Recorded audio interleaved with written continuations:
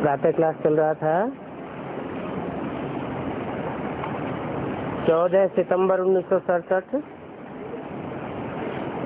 दूसरा पेज। आज में बात चल रही थी संगम युग कब होता है और कैसे होता है, यह भी किसी को पता नहीं है। तुम जानते हो हम ब्राह्मण ब्रह्मा कुमार कुमारियां पुरुषोत्तम संगम युगी हैं। बाकी जो भी है वो सब कलयुगी हैं। तुम कितने थोड़े हो, इस झाड़ की भी तुमको नॉलेज है। ये मनुष्य शक्ति रूपी झाड़ है। ये झाड़ भी पहले छोटा होता है,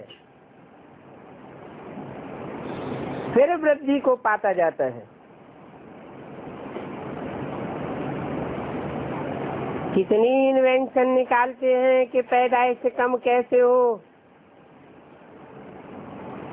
परंतु नर चाहत कुछ और है, औरों की और है भाई। सबका मृत्यु तो होना ही है।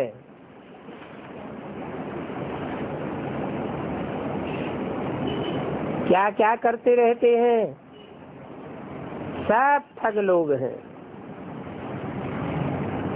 अनेक प्रकार के प्लान आदि बनाते रहते हैं,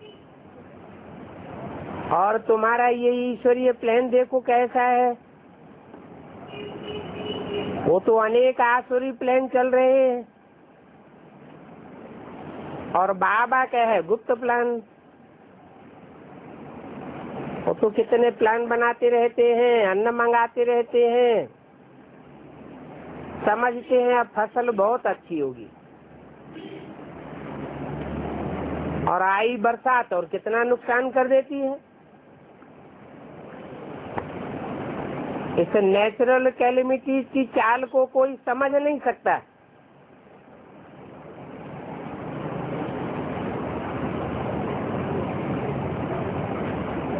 कोई भी बात पर ठिकाना नहीं है। कहाँ फसल हो और बर्फ के ओले पड़ जाएं तो कितना नुकसान हो जाता है।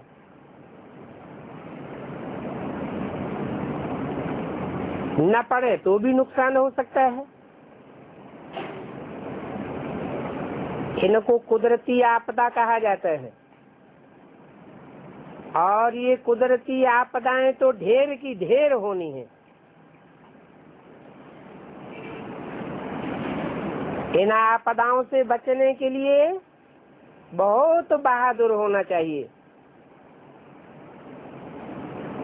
कोई का ऑपरेशन होता है तो वह देख नहीं सकते हैं, नहीं देख सकते हैं तो अनकॉन्शियस हो जाते हैं। अभी तो इस सारी सृष्टि का ऑपरेशन होना है।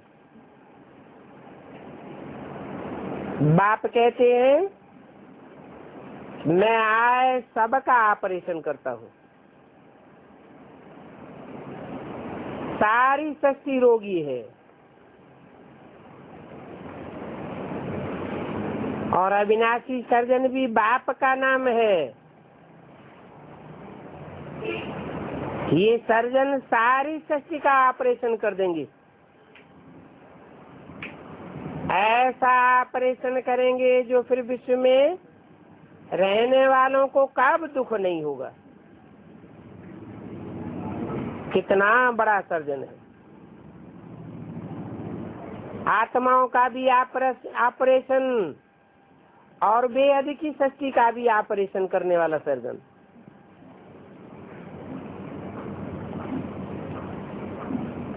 वहाँ नई दुनिया में मनुष्य तो क्या जानवर भी रोगी नहीं रहते।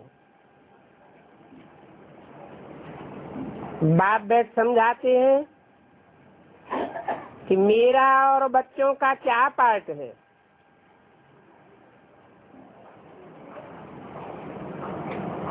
इसको कहते हैं रचयिता और रचना के आदि मध्य अंत का ज्ञान। जो ज्ञान तुम ही ले रहे हो। तो इस बात की बच्चों को पहले पहले बहुत खुशी होनी चाहिए कि यह ज्ञान दुनिया में कोई नहीं लेते और हम लेते हैं। आज सतगुरुवार है।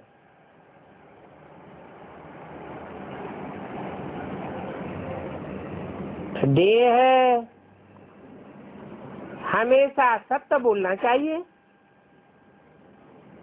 व्यापार में कहते हैं सत्य बोलो, ठगी की बात न करो। फिर भी लोभ में आए करके कुछ कम सौदा कर देंगे।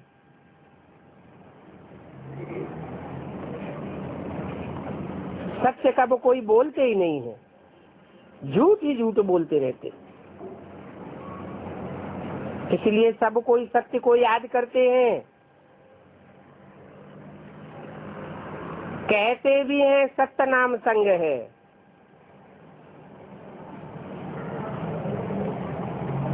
वो झूठ बोलते हैं कि सत्य नाम संग है। सत्य तो संग होता नहीं। अभी तुम जानते हो बाबा जो सत्य है वो हमारे संग चलेगा। हम आत्माओं के साथ चलेगा।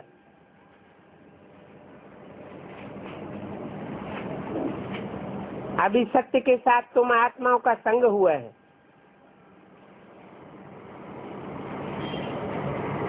इसको कहते हैं सत्संग। तो सत्संग में रहने वाले तुम ही साथ जावेंगे।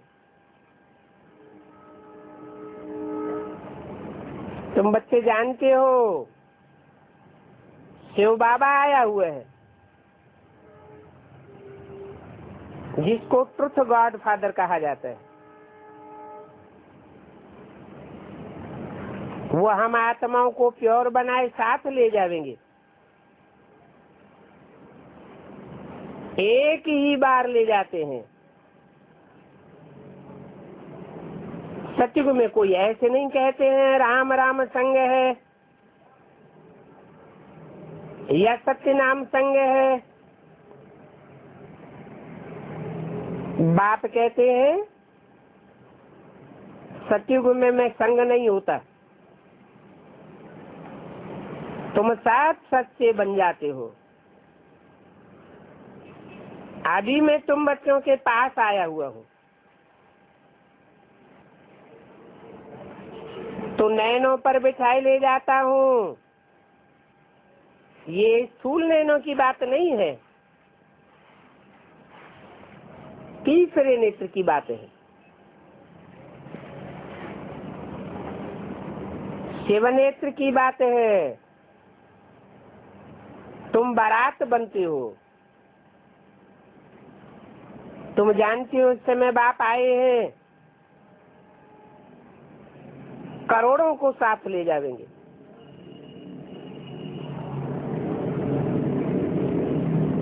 वो शंकर की बारात नहीं है, शिव के बच्चों की बारात है। वो पतियों का पति भी है। कहते हैं तुम सब ब्राइड्स हो, मैं हूँ ब्राइड ग्रूम, क्योंकि तुम सब आशुक हो मुझे एक माशूक के। और यह माशूक एक ही होता है। तुम आधा कल्प से मुझे माशूक के आशुक हो, तो अभी मैं आया हुआ हूँ। सभी भक्त हैं, भक्तों की रक्षा करने वाला भगवान। आत्मा भक्ति करती है शरीर के साथ। सतयुग त्रेता में भक्ति होगी नहीं।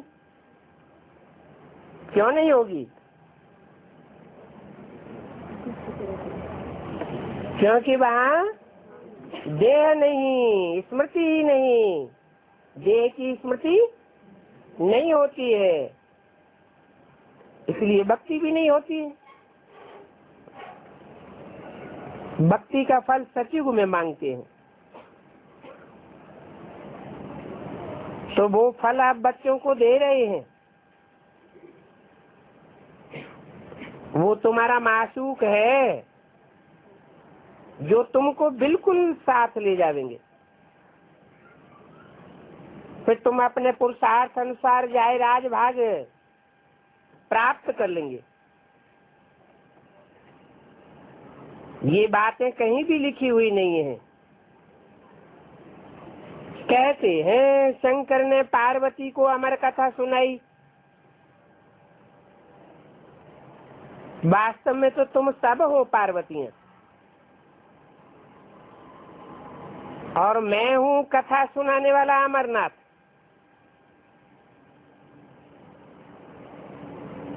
अमरनाथ एक कोई कहा जाता है। ऊंचे ऊंचे बाप है,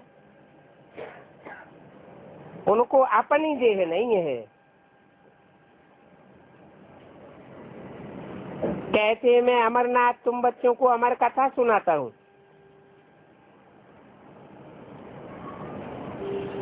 शंकर पार्वती यहाँ कहाँ से आ सकते हैं? वो तो सूक्ष्म वतनवासी है, जहाँ सूरज चांद का भी सितारों का भी गम नहीं है। माना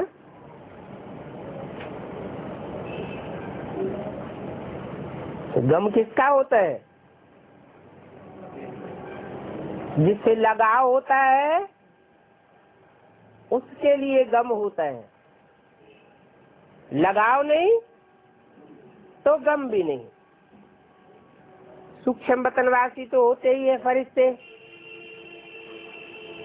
तो शंकर पार्वती के लिए बोला है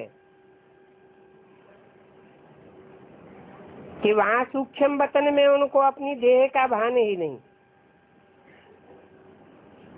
देह के संबंधियों की बात ही नहीं।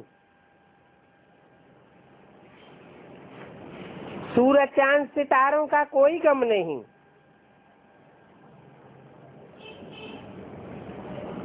बाकी शास्त्रों में जो भी बातें हैं सब भक्ति मार्ग की दंत कथाएं। गीता देखो कैसे बैठ बनाई है। हे अर्जुन, भिंडी खाने से ये होता है, बैंगन खाने से ये होता है, ऐसी ऐसी कथाएं बैठ बनाई है। बाप कहते हैं ये सब मेरा ही झूठ है, सत्य की रत्ती नहीं। ये साधु संत आदि जो भी सुनाते हैं सब झूठ सुनाते हैं। है गीता में भगवान वाच,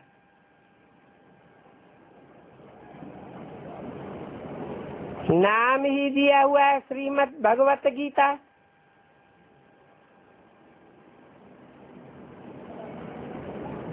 भगवान की गाई हुई गीता,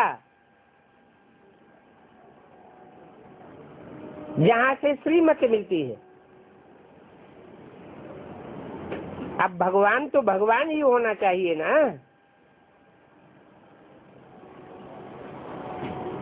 कहते हैं कृष्ण ने कहा मैं सर्वव्यापी हूँ।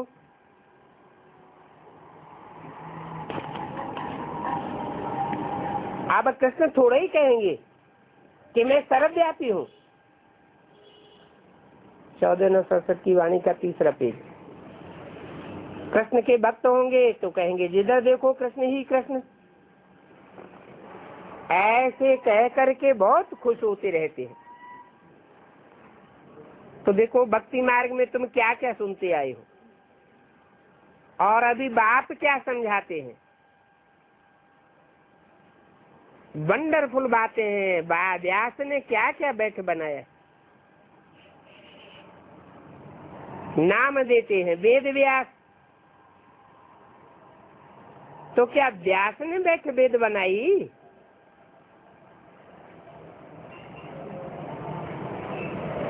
भगवान कौन है ये भी नहीं जानते। अगर भगवान सर्वव्यापी है तो वेद कैसे बैठ लिखेगा? अभी तुम समझते हो शास्त्रों में सब झूठ ही झूठ है, सत्य है ही एक बाप जो तुमको सत्य कथा सुनाते हैं। बाप बगैर सच्ची कथा कोई सुना ही नहीं सकता। ये भी समझते हो विनाश होने में तो टाइम लगता है। एक झटके में, एक सेकंड में तो विनाश होने वाला नहीं। दुनिया तो बहुत बड़ी है।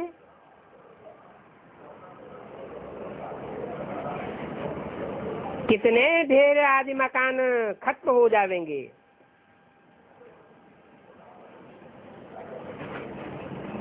अर्थक्वेक में कितना नुकसान हो जाता है, कितने मरते हैं।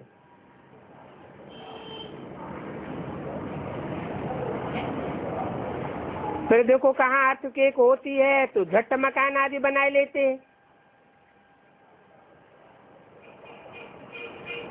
वो तो 1-2 जगह की बात हुई।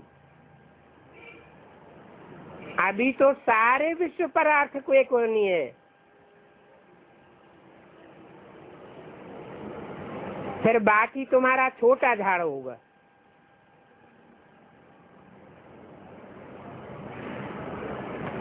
दिल्ली पहले भी परेशान थी और उस एक परेशानी में लक्ष्मी नारायण का राज्य चलता है। कितने बड़े बड़े महल बगीचे आदि होंगे। बेहद की जागीर मिल जाती है। उस जागीर पाने के लिए तुमको कुछ भी खर्चा नहीं करना पड़ता है। बाप कहते हैं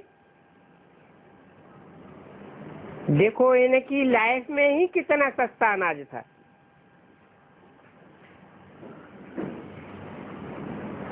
ये तो अंतिम जन्म, तो सतयुग में कितना सस्ता होगा। दिल्ली जितना तो एक घर होगा और ढेर सारी जमीन आदि होगी। मीठी मीठी नदियों पर तुम्हारा राज्य होगा।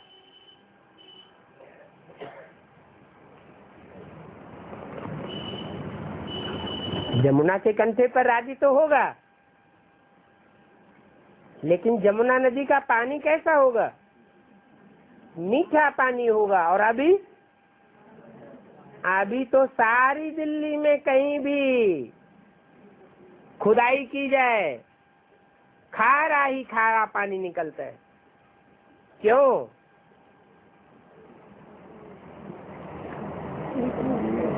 क्योंकि दिल्ली में 7 बड़े बड़े नाले गिरते हैं यमुना नदी में। वहां ये नाले आदि होंगे नहीं। यहाँ तो गंद बहाने वाले नाले कितना बदबू फैलाते हैं।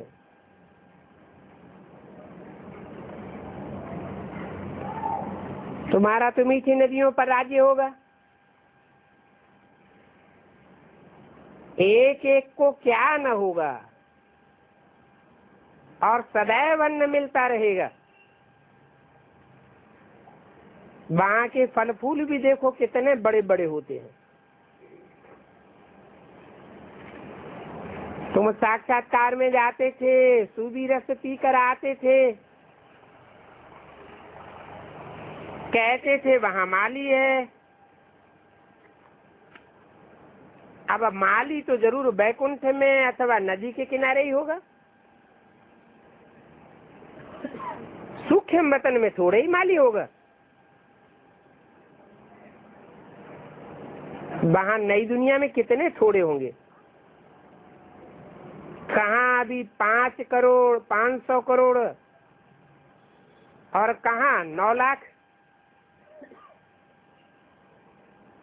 और सब कुछ तुम्हारा होगा। बाप ऐसी राजाई देते हैं जो राजाई हमसे कोई छीन न सके।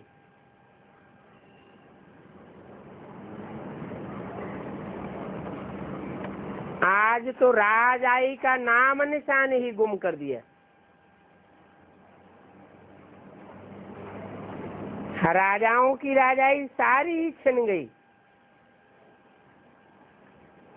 वहां तो आसमान धरती आदि सब के तुम मालिक रहते। गीत भी बच्चों ने सुना। ये गीत सबको घर में रखना चाहिए। जाग सजनिया जाग, इस पाप की दुनिया से दूर कहीं ले चल। ऐसे ऐसे गीत 6-8 हों जो घर घर में जरूर रखना चाहिए अपन को रिफ्रेश करने के लिए।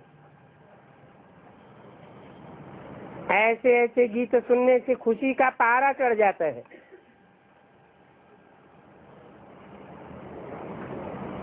जब कभी देखो कि अवस्था में कुछ गड़बड़ है तो इन गीतों को बजाए लेना चाहिए। ये खुशी के गीत हैं और तुम इन गीतों का अर्थ भी जानते हो। मना गीत भी कभी दुख का वाइब्रेशन फैलाने वाले नहीं बजाने चाहिए। कैसे गीत बजाएं? जो सुख का वाइब्रेशन फैलाएं। बाबा बहुत युक्तियां बतलाते रहते हैं अपने को हर्षित मुख बनाने की।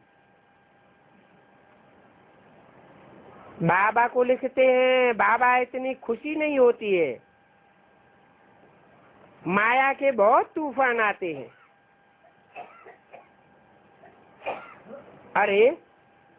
माया के तूफान आते हैं तो तुम बाजा बजाए लो। खुशी के लिए बाजे बजाते हैं ना।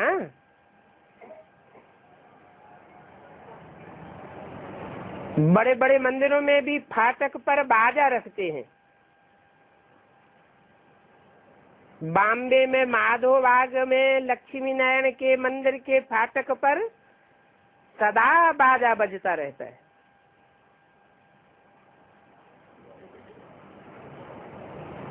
कहाँ की यादगार है?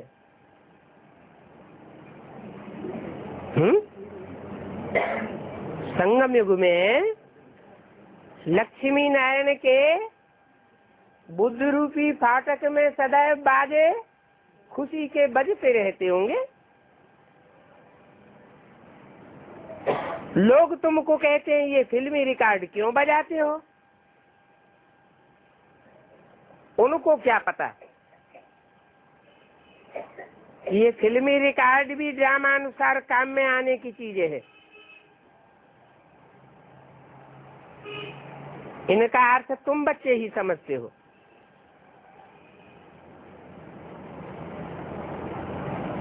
ये रिकॉर्ड सुनने से भी बाद में आ जाएंगे, परंतु बच्चे भूल जाते हैं। घर में किसको कोई गमी होगी तो ये गीत ले जाना चाहिए।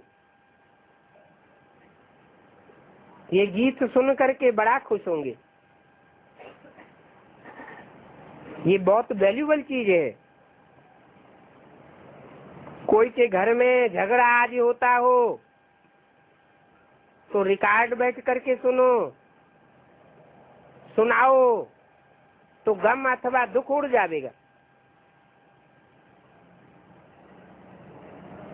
स्त्री का पति के साथ झगड़ा हो जाए तो बैठ करके रिकॉर्ड बजावे, साथ साथ अर्थ भी बैठ सुनावे। परंतु अवस्था बड़ी हर्षित मुख होनी चाहिए। ऐसे नहीं कि गमगीन के साथ बैठ करके खुद भी गमगीन हो जाए। बच्चों को बहुत खुशी रहनी चाहिए। बाबा युक्तियां भी बताते रहते हैं। देखो पर झगड़ा तो बहुत चलता है। बोलो, गीता में भगवान वाचे है काम महाशत्रु है।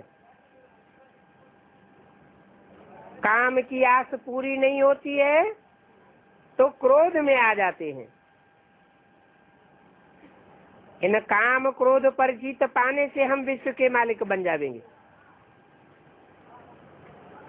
फिर फूलों की वर्षा होगी, चारों ओर जय जयकार हो जाएगी, सोने के फूल बरसेंगे। मतलब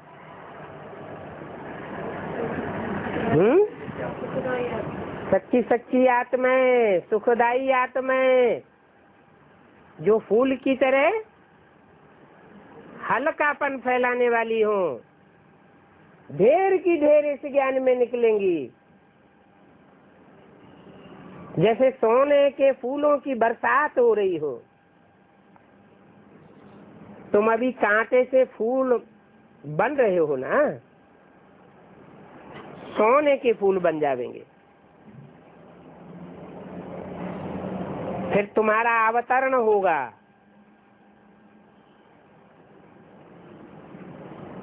क्या मतलब?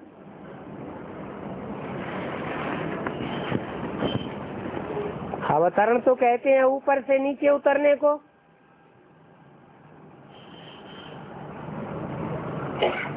अवतरण कहाँ से होगा? जब हमारी आत्मा संपन्न बन जाएगी तो सदैव ऊंची स्टेज में रहेगी। जैसे ऊंचाई से इस जमीन की वस्तुएं छोटी छोटी दिखाई देती हैं, ऐसे इस दुनिया की सारी समस्याएं छोटी छोटी दिखाई देंगी। उन समस्याओं का समाधान करने के लिए जैसे कोई फरिश्ता ऊपर से नीचे उतरता है, तुम चुटकी में समाधान करेंगे। तो लोग समझेंगे कि अवतरण हुआ। ये फूल नहीं बरसते हैं, परंतु वास्तव में तुम फूल बन करके आते हो। खुद फूल जैसे हल्के बन करके आते हो और जिनके बीच में आते हो वो भी हल्के बन जाते हैं। मनुष्य समझते हैं सोने के फूल बरसते हैं। एक राजकुमार विलायत में गया, वहां पार्टी दी, उनके लिए सोने के फूल बनवाए गए और सबके ऊपर वर्षा की गई। खुशी के मारे इतना मर्तबा किया। एक ही पार्टी में 40,000 रुपए के फूल बनाए और सच्चे सच्चे सोने के फूल बनाए।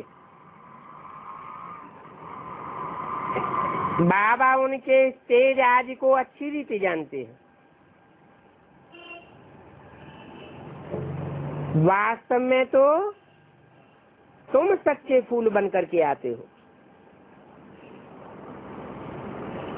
क्योंकि तुम सच्चे सच्चे हल्के फूल ऊपर से आते हो। तुम बच्चों को कितनी बड़ी लॉटरी मिल रही है। ये विश्व की बादशाही की लॉटरी है और ये लॉटरी एक साथ नहीं मिलती है, धीरे धीरे करके मिलती है। जैसे कोई को करोड़ों की लॉटरी खुल जाए तो एक साथ दे देंगे क्या?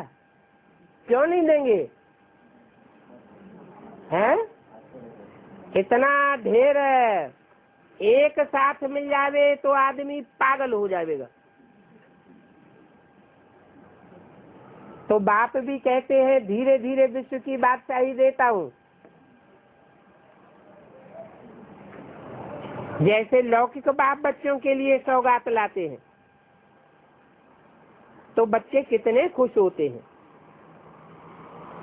बाबा भी कहते हैं तुम्हारे लिए यह सौगात लाया हूँ। कोई छोटी सौगात पाए करके कहते हैं बाबा आप तो विश्व की बादशाही देते हो। तो बाप कहते हैं ये तो यादगार है।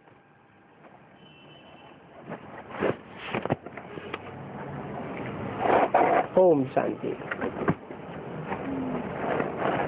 छोटा सा रात्रि क्लास है।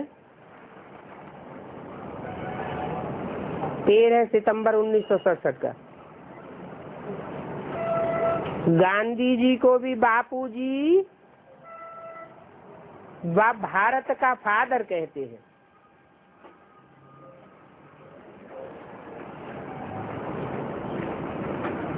यहाँ भी क्यों लगा दिया?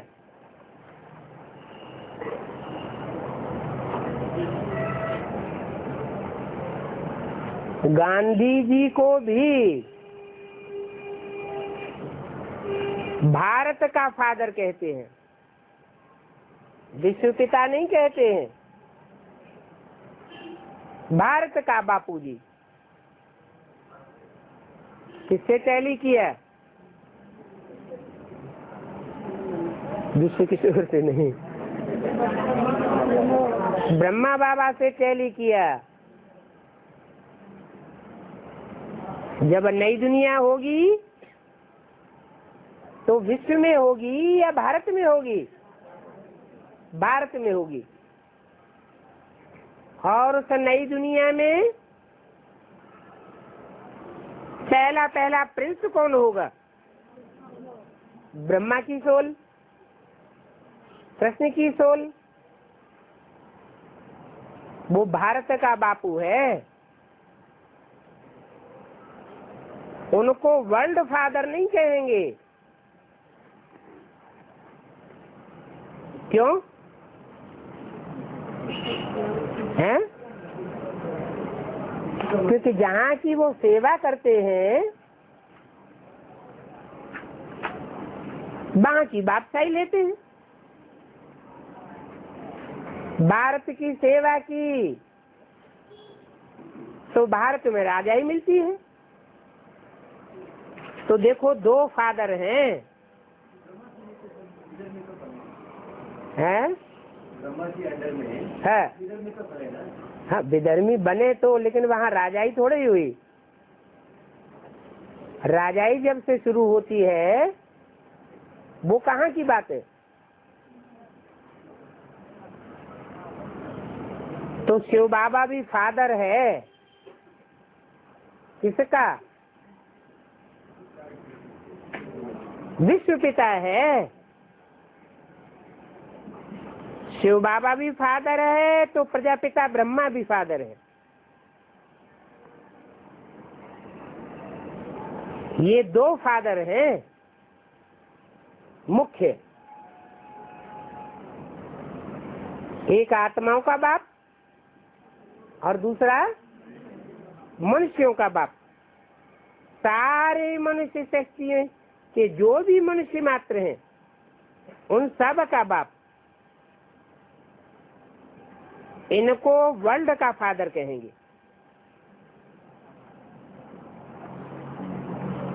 नहीं तो फादर एक ही होता है।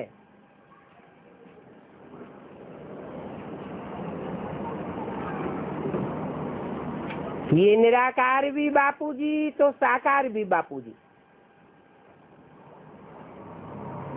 साकार किसका बापूजी है? भारत का बापूजी। क्योंकि साकार पार्ट बजाया, आकारी नहीं बने। शरीर रहते निराकारी भी नहीं बने तो वो हुआ साकार बापूजी और वो हुआ निराकार बापूजी। एक ही बार इनका ड्रामा में पार्ट बजता है।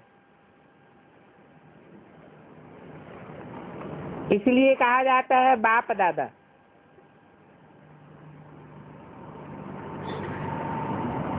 दादा द्वारा ही बाप से वर्षा मिलता है। ये तो बच्चे जानते हैं कि बेहद का बाप हमको पढ़ाते हैं।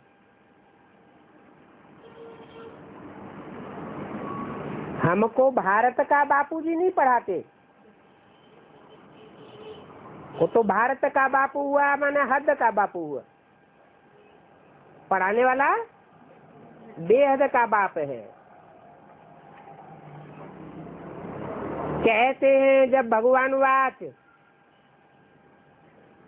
तो उन भक्तों को कृष्णपुरी ही बुद्धि में आती है। वो बेहद का बाप तो हो नहीं सकता।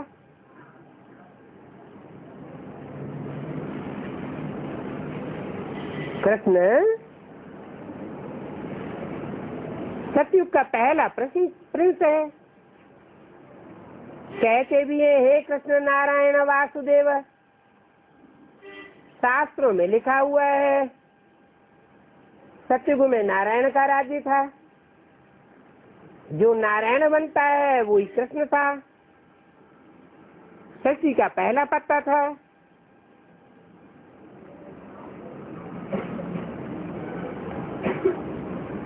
पहले पहले होते हैं देवताएं, और देवताई सृष्टि भारत में ही होती है।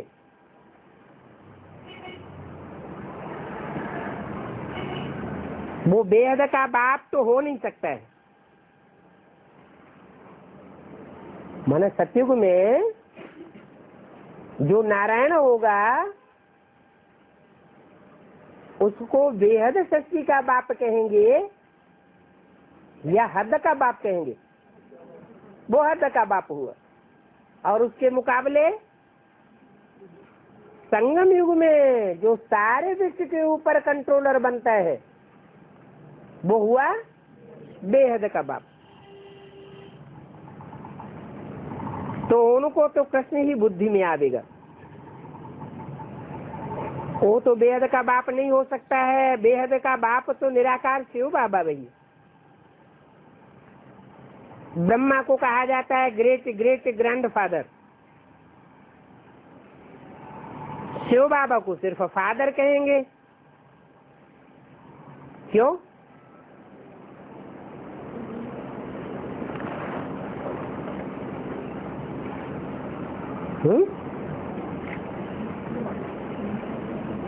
शिव बाबा फादर किसका है? आत्माओं का फादर है।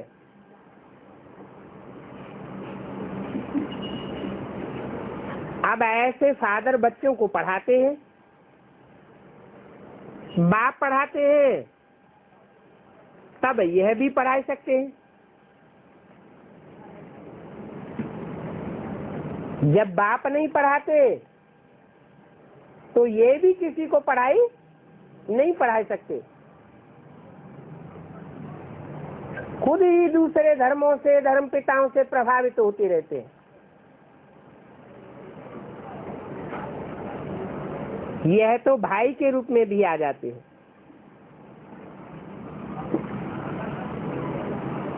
मम्मा भी बन जाते हैं, क्योंकि इन द्वारा ही अडॉप्ट करते हैं। तो माता पिता भी हो जाते हैं। वो तो है निराकार। फिर माता कहाँ से आवेगी? तो ये माता भी है और पिता भी है। ज्ञान भी है, तुम माता पिता हम बालक तेरे। त्वमेव माता च पिता त्वमेव।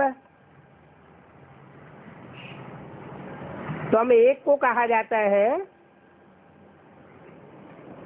या ज्यादा को कहा जाता है? तू ही मेरी माता है, तू ही मेरा पिता है। एक पर्सनालिटी हुई या दो पर्सनालिटी हुई? एक पर्सनालिटी हुई। शिव बाबा तो फादर है, फिर उनको माता पिता दोनों कैसे कह सकते? कैसे का जवाब क्या होगा? है? हाँ, जिसके द्वारा माता का पार्ट बजाया स्पेशल,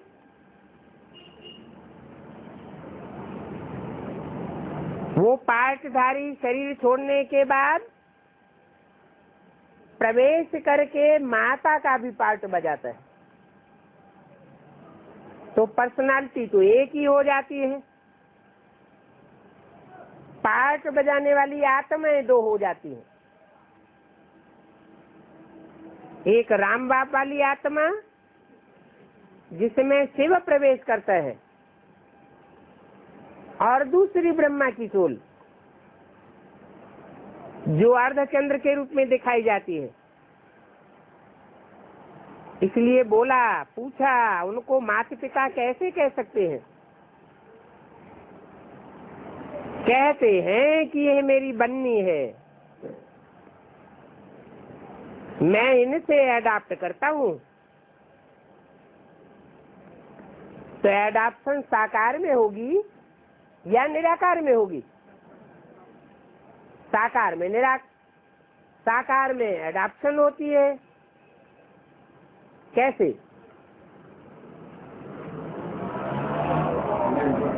वही ब्रह्मा की सोल फिर कोई माता में प्रवेश करती है, तो इनको ही माता पिता कह सकते हैं। शिव बाबा तो सदैव है ही है।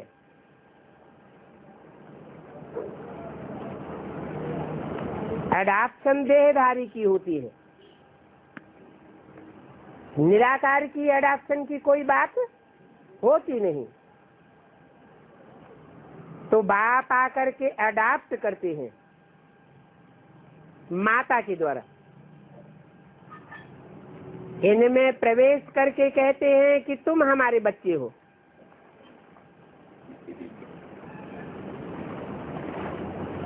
किन में प्रवेश करके?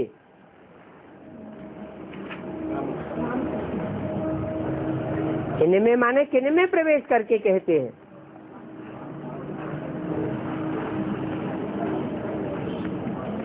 आदि माता में प्रवेश करके कहते हैं, आदि पिता में प्रवेश करके कहते हैं, और ब्रह्मा में भी प्रवेश करके कहते हैं। बच्चे फिर कहते हैं बाबा हम आपके हैं। बाबा ने समझाया है कि शिव बाबा सभी का बाप है, तो जरूर आकर के भारत को ही वर्षा दिया होगा। ये क्या बात हुई? शिव बाबा सभी का बाप है, तो सभी को वर्षा देना चाहिए। फिर जरूर आकर के भारत को ही वर्षा क्यों दिया होगा? क्योंकि और देश बाद में आते हैं और भारत पहले होता है। जहाँ बाप आकर के देवता धर्म की स्थापना करते हैं, इसलिए बोला कि जरूर आकर भारत को ही वर्षा दिया होगा। बेहद का बाप आकर के मुक्ति और जीवन मुक्ति का वर्षा देते हैं। मुक्ति में तो सभी को जाना है, परंतु शुरू में जब नई सृष्टि का निर्माण होता है तो सब जीवन मुक्ति में नहीं जाते हैं। सब जावेंगे या थोड़े जावेंगे? थोड़ी आत्माएं जीवन मुक्ति में जाती हैं और बाकी सब मुक्ति में जाते हैं।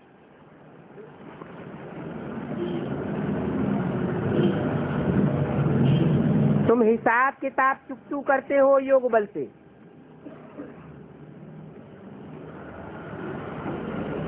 तुम्हारा हिसाब किताब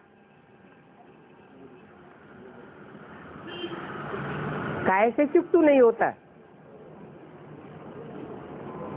धर्मराज की सजाओं से तुम्हारा हिसाब किताब चुकतू नहीं होता है। तुम फिर भी पहले आते हो, क्योंकि तुमको राजाई करनी होती है ना। सारे विश्व के ऊपर तुम राजाई करते हो। तुमको डबल इंजन खींचते हैं ना।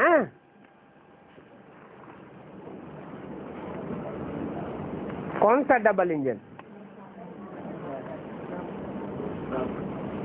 तुमको पता थोड़ा ही पड़ता है कि निराकार बात कहते हैं या साकार बात कहते हैं। कहने वाला कौन है? कब वो बात करते हैं, कब वो बात करते हैं। ये भी पुरुषार्थ है ना। सूक्ष्म वतन में भी सब बाबा को देखते हैं। किस बाबा को? ब्रह्मा बाबा को। ये पास होते हैं। मम्मा बाबा की गारंटी है। गाया भी जाता है अम्बा सरस्वती। नाम इनके बहुत रखे हुए। अम्बा, काली, फिर पता किसको भी नहीं है कि ये कौन है। बंगाल में काली की कितनी महिमा करते हैं, कितनी पूजा करते हैं।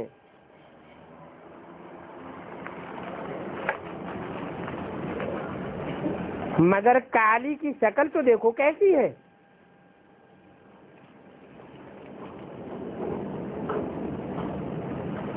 जैसे कि कोई राक्षसनी हो।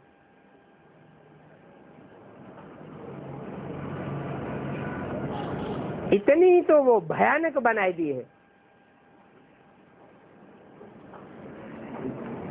अब ऐसी भयानक तो कोई होती नहीं है।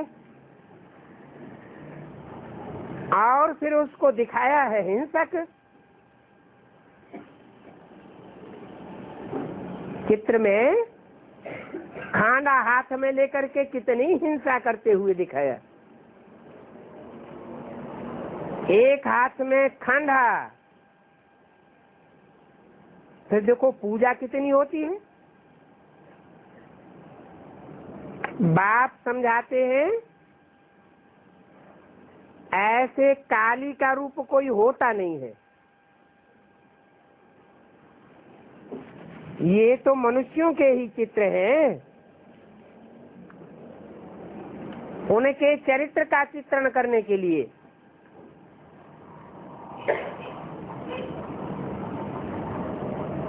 महाकाली के पास जैसे बंगाली जाते हैं, पूजा करते हैं, ऐसे अम्बा के पास भी बहुत जाते हैं।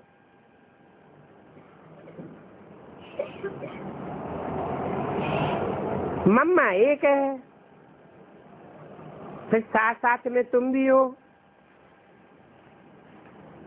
चंडिका देवी का भी मेला लगता है।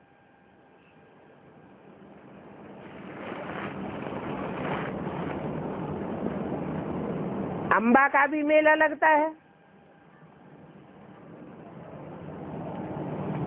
विष्णु देवी का भी मेला लगता है। ये मेला किस बात की यादगार है? जरूर मिलन मेला मनाया है। यहाँ इस दुनिया में तो देवी कहना भी रंग हो जाता है।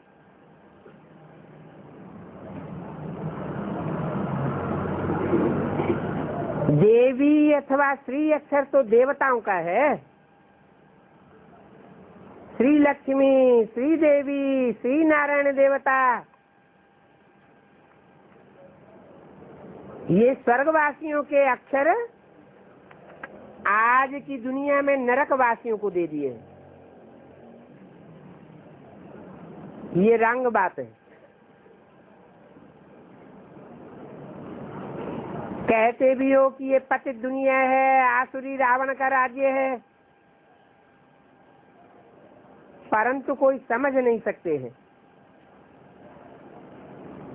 आजकल के मनुष्यों की एक्टिविटी जैसे राक्षसों मिसल है। कैसे कैसे खून करके चले जाते हैं। ये तो राक्षसों का ही काम है ना। एमपी आदि भी कहते रहते हैं कि ये राक्षस राज्य है।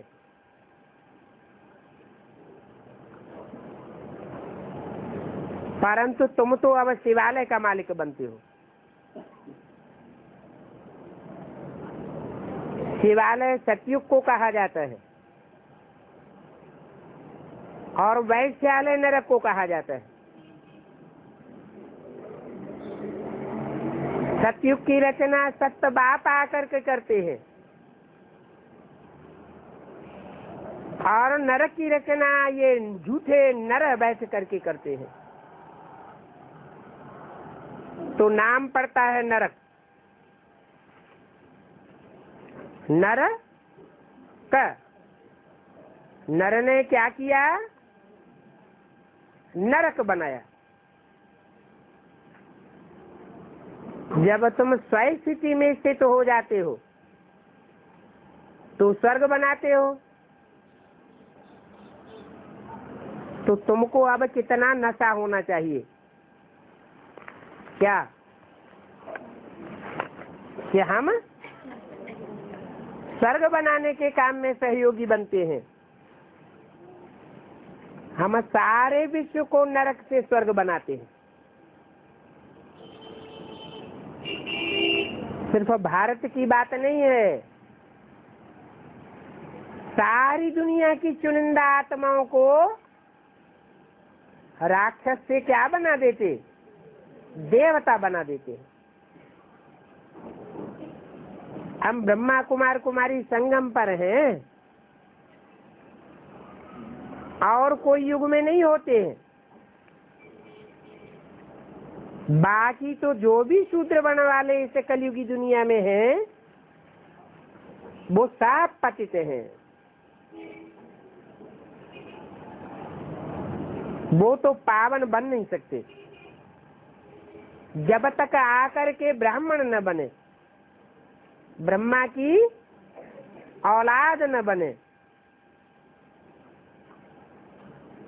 बाप कितनी अच्छी अच्छी बातें सुनाते हैं। लॉन्ग लॉन्ग बिफोर सतयुग था, उसमें लक्ष्मी नारायण का राज्य था। उन लक्ष्मी नारायण की आत्मा ने कैसे 84 जन्म लिए, वो कहानी हम आपको लक्ष्मी नारायण की सुनाते हैं।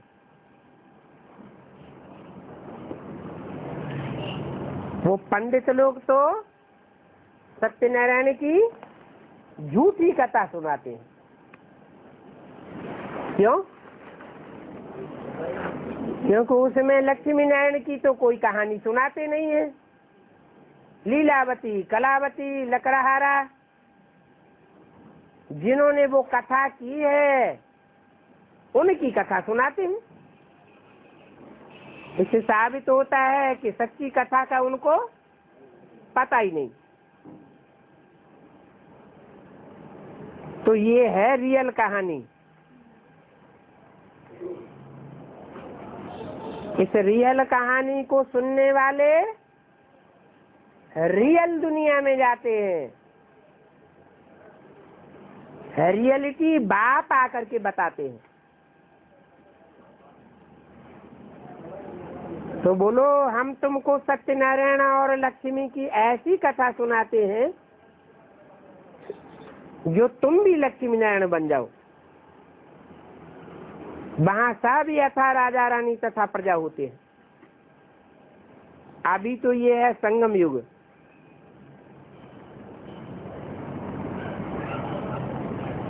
यहाँ तो सब एक जैसे हो न सके,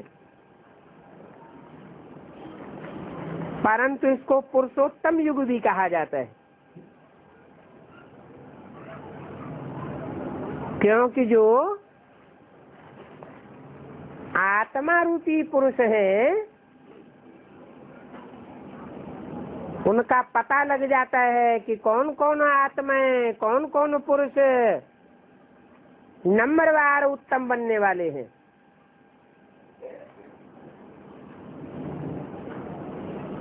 तुम स्वर्ग में जाते हो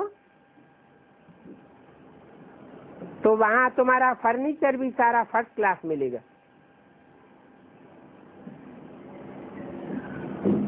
कोई भी चीज दुखदाई नहीं होगी। अच्छा, बच्चों को रात की नमस्ते।